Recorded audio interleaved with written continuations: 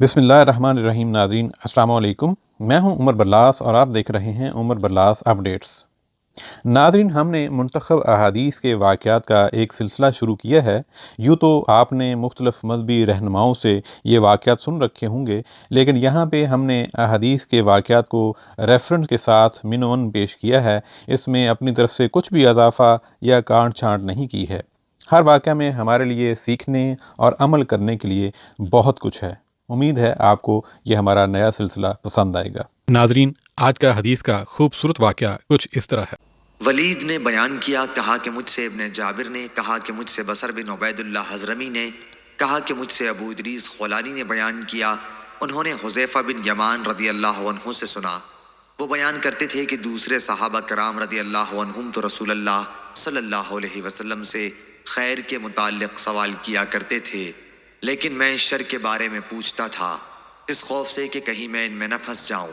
تو میں نے ایک مرتبہ رسول کریم صلی اللہ علیہ وسلم سے سوال کیا، یا رسول اللہ، ہم جاہلیت اور شر کے زمانے میں تھے، پھر اللہ تعالیٰ نے ہمیں یہ خیر و برکت اسلام کی عطا فرمائی، اب کیا اس خیر کے بعد پھر شر کا کوئی زمانہ آئے گا؟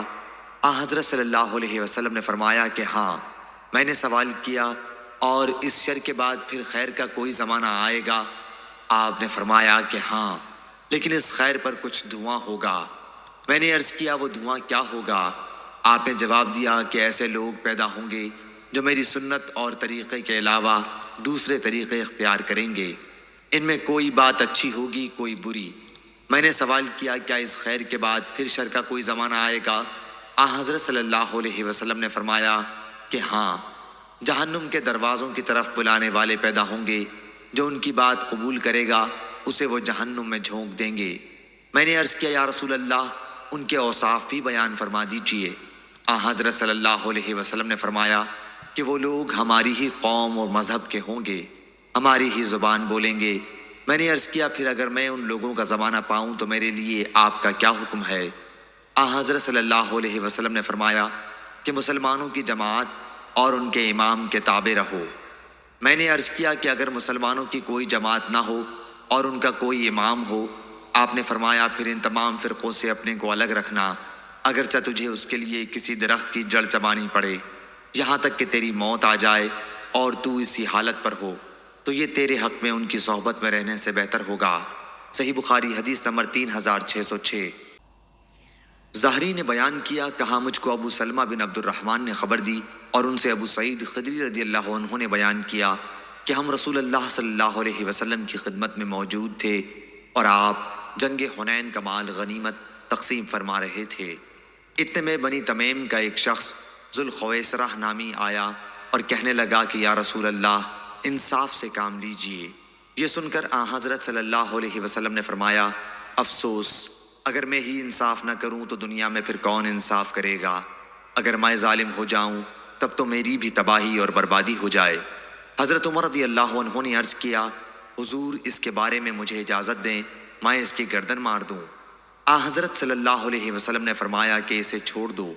اس کے جوڑ کے کچھ لوگ پیدا ہوں گے کہ تم اپنی نماز کو ان کی نماز کے مقابلے میں بظاہر حقیر سمجھو گے، اور تم اپنے روزوں کو ان کے روزوں کے مقابل ناچیز سمجھو گے. وہ قرآن کی تلاوت کریں گے لیکن وہ ان کے حلق کے نیچے نہیں اترے گا. یہ لوگ دین سے اس طرح نکل جائیں گے جیسے زوردار تیر جانور سے پار ہو جاتا ہے.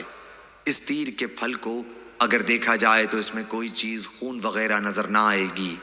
پھر اس کے پٹھے کو اگر دیکھا جائے تو چھڑ میں اس کے پھل کے داخل ہونے کی جگہ سے اوپر جو لگایا جاتا ہے وہاں بھی کچھ نہ ملے گا.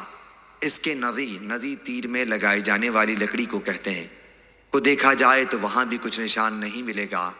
اسی طرح اگر اس کے پر کو دیکھا جائے تو اس میں بھی کچھ نہیں ملے گا، حالانکہ گندگی اور خون سے وہ تیر گزرا ہے. ان کی علامت ایک کالا شخص ہوگا، اس کا ایک بازو عورت کے پستان کی طرح اٹھا ہوا ہوگا یا گوشت کے لوتھڑے کی طرح ہوگا اور حرکت کر رہا ہوگا. یہ لوگ مسلمانوں کی بہترین گروہ سے بغاوت کریں گے. حضرت ابو سعید رضی اللہ عنہ نے کہا کہ میں گواہی دیتا ہوں کہ میں نے یہ حدیث رسول اللہ صلی اللہ علیہ وسلم سے سنی تھی، اور میں گواہی دیتا ہوں کہ حضرت علی بن ابی طالب نے ان سے جنگ کی تھی، یعنی خوارج سے. اس وقت میں بھی حضرت علی رضی اللہ عنہ کے ساتھ تھا اور انہوں نے اس شخص کو تلاش کرایا جسے آن حضرت صلی اللہ علیہ وسلم نے اس گروہ کی علامت کے طور پر بتلایا تھا۔